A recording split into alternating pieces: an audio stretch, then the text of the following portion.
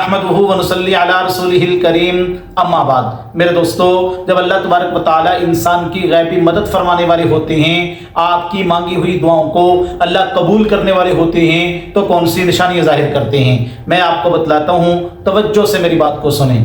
دیکھیں میرے دوستو، بعض اوقات انسان اللہ تبارک و تعالیٰ سے کوئی دعا مانگ رہا ہوتا ہے، بظاہر اس دعا کو قبول ہونے میں دیر ہو رہی ہوتی ہے، یعنی اللہ تبارک و تعالیٰ کی حکمت کے تحت وہ دعا جو بندہ مانگ رہا ہوتا ہے اس کے اندر دیر ہو رہی ہوتی ہے، اور بندہ یہ سمجھ رہا ہوتا ہے کہ اللہ تبارک و تعالیٰ تو میری دعا کو معاذ اللہ قبول ہی نہیں کر رہے، اللہ تو میری سنتے ہی نہیں ہیں۔ میرے دوستو، ایسی بات نہیں ہے۔ یاد رکھیں کہ ہر مسلمان کی مانگی ہوئی دعا کو اللہ تبارک و تعالیٰ ضرور قبول کرتے ہیں، بس یقین کے ساتھ وہ بندہ اللہ سے دعا کرے، کیونکہ اللہ خود فرماتے ہیں انا عند ظن عبدی، میں اپنے بندے کے گمان کے مطابق فیصلہ کرتا ہوں، جیسا میرا بندہ میرے اوپر گمان رکھتا ہے ویسے ہی میں فیصلے کر دیتا ہوں۔ اگر یقین ہوگا، اللہ تبارک و تعالیٰ پہ بھروسہ ہوگا، تو اللہ اس دعا کو ضرور قبول فرمائیں گے۔ اس کی مثال یوں سمجھ لیں کہ جیسے ہم ایک باغ لگاتے ہیں، یعنی ہم نے کنوں کا باغ لگایا یا اسی طرح امرودوں کا باغ لگاتے ہیں،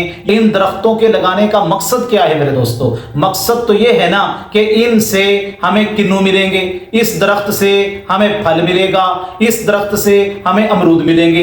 اب آپ مجھے بتائیں کہ ایسے تو نہیں ہو سکتا کہ آپ درخت لے کے آئیں، زمین پہ گاڑ دیں اور فوراً ہی آپ کو امرود مل جائیں، فوراً ہی آپ کو کنوں مل جائیں۔ نہیں میرے دوستو، کیا کرتے ہیں؟ اس درخت کو آپ لاتے ہیں، زمین نرم کرتے ہیں، اس کے اندر لگاتے ہیں، پھر اس کو پانی دیتے ہیں، پھر اس کے بعد اس کو گوڈی کرتے ہیں، پھر اس پہ کھاد ڈالتے ہیں۔ تو اتنا کام کرنے کے بعد، یہ سارے معاملات کرنے کے بعد، پھر آپ کو جا کے 6 مہینے کے بعد، 7 مہینے کے بعد آپ کو امرود ملتے ہیں یا آپ کو کنوں ملتے ہیں۔ اب میرے دوستو، یہ 6 مہینے آپ نے ان پہ محنت کی اس لیے کہ اس درخت سے میں پھل حاصل کروں گا۔ کوئی بندہ اگر یہ کہے کہ میں یہ جو درخت لے کے آیا ہوں اس کو ادھر لگاؤں امرود مل جائے، تو وہ ہر بندہ کہے گا یہ کتنا بے وقوف ہے۔ تو میرے دوستو، بعض اوقات اللہ تبارک و تعالیٰ سے بندہ جو دعا مانگ رہا ہوتا ہے، وہ دعا بندے کے حق میں اللہ کی حکمت کے تحت بہتر یہ ہوتی ہے،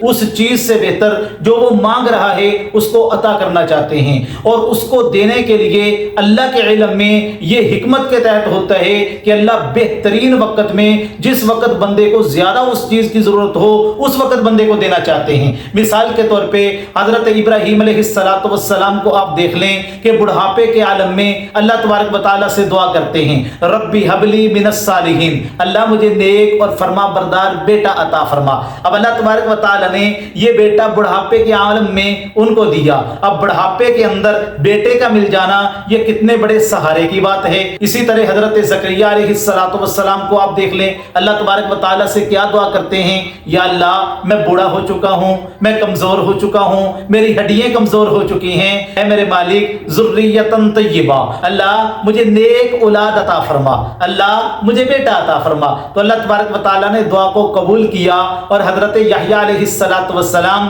ان کو بیٹے کے طور پہ عطا فرمائے، وہ نبی بھی بنے۔ اور حدیث کی کتابوں میں یہاں تک آتا ہے، اللہ کے نبی علیہ السلام کی حدیث کا مفہوم ہے، حضور نے فرمایا کہ جب بندہ دعا کرتا ہے، بعض دعائیں اللہ تبارک و تعالیٰ اس بندے کے لیے سنبھال کے رکھ دیتے ہیں، اور قیامت والے دن وہ دعاؤں کو اللہ تبارک و تعالیٰ قبول فرمائیں گے، اور اس کے نامہ اعمال میں یہ دعائیں اجر کا، ثواب کا ذریعہ بن جائیں گی۔ تو اس وقت بندہ یہ تمنا کرے گا، یا اللہ دنیا کے اندر میری کوئی بھی دعا قبول ہوئی نہ ہوتی۔ تو اس لیے میرے دوستو، جب بھی اللہ سے مانگے نا تو یقین کے ساتھ مانگا کریں، اور اتنا یقین ہو کہ میں اپنے رب سے جو مانگ رہا ہوں، میرا رب میری اس دعا کو ضرور قبول کریں گے۔ اگر آپ یہ چاہتے ہیں کہ اللہ کی مدد آپ کو حاصل ہو جائے اور آپ کی دعائیں ضرور قبول ہوں، تو پھر آپ اپنے لیے جو دعا کر رہے ہیں نا، یہ اپنے بھائی کے لیے بھی دعا کریں۔ حدیث مبارکہ کا مفہوم ہے، اللہ کے نبی علیہ السلام نے فرمایا کہ جب کوئی بندہ یہ کہتا ہے نا، یا اللہ میرے بھائی کو یہ چیز عطا کر دے، تو ایک فرشتے کو اللہ آسمان سے اتارتے ہیں، وہ اس کے پیچھے کھڑا ہو جاتا ہے، اور وہ پتہ کیا کہتا ہے؟ یا اللہ یہ جو بندہ مانگ رہا ہے نا اپنے بھائی کے لیے چیز، اللہ وہی چیز اس بندے کو بھی عطا کر دے۔ اب اندازہ لگائیں کہ جب اللہ ایک فرشتے کو اس بندے کے لیے اتار رہے ہیں، اور وہ اس بندے کی دعا پہ آمین بھی کہہ رہا ہے، اور یہ کہہ رہا ہے یا اللہ یہ جو بندہ اپنے بھائی کے لیے چیز مانگ رہا ہے یہ چیز اس کو بھی ضرور عطا کر دے۔ حضرت عبداللہ ابن مبارک رحمت اللہ علیہ کے بارے میں آتا ہے، ایک مرتبہ سفر پہ جا رہے تھے، انہوں نے راستے میں دیکھا کہ ایک نوجوان ہے، بڑا خوبصورت ہے۔ پوچھا یہ کون ہے؟ فرمایا یہ فلاں آدمی ہے اور یہ عیسائی ہے۔ اب انہوں نے دیکھا کہ اتنا خوبصورت نوجوان اور ہے عیسائی، تو دل کے اندر نا ترس آ گیا۔ اللہ تبارک و تعالیٰ کے سامنے دعا کے لیے ہاتھ اٹھا لیے، کہا یا اللہ یہ اتنا خوبصورت چہرہ ہے جس کو تو نے بنایا ہے، یا اللہ کیا یہ جہنم میں جلے گا؟ اللہ ان کو ہدایت عطا فرما، اللہ اس کو ہدایت عطا فرما، اللہ اس کو ہدایت عطا فرما۔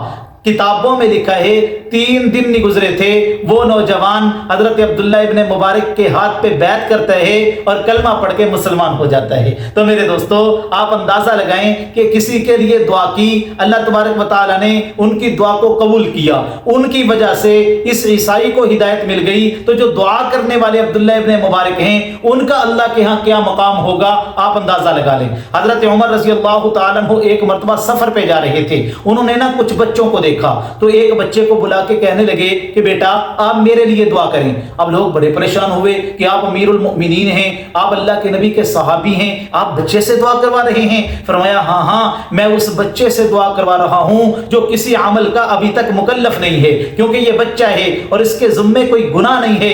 تو ہمارے استاد کہا کرتے تھے بچوں سے اپنے لیے دعا کروایا کریں، بچوں کی دعائیں اللہ تبارک و تعالیٰ ضرور قبول فرماتے ہیں۔ میرے دوستو تو جب بھی آپ دعا کریں تو بچوں کو بھی دعا میں شامل کیا کریں، اللہ تبارک و تعالیٰ کی رحمتیں ان بچوں کی وجہ سے اتریں گی اور آپ کی دعا ان بچوں کی وجہ سے بھی اللہ ضرور قبول فرمائیں گے۔ تو میرے دوستو یہ وہ چند باتیں ہیں جن کو سامنے رکھتے ہوئے اگر آپ اللہ تبارک و تعالیٰ سے دعا کریں گے نا اللہ کی غیبی مدد بھی آئے گی، اللہ تبارک و تعالیٰ آپ کی دعاؤں کو قبول بھی فرمائیں گے انشاءاللہ تعالی۔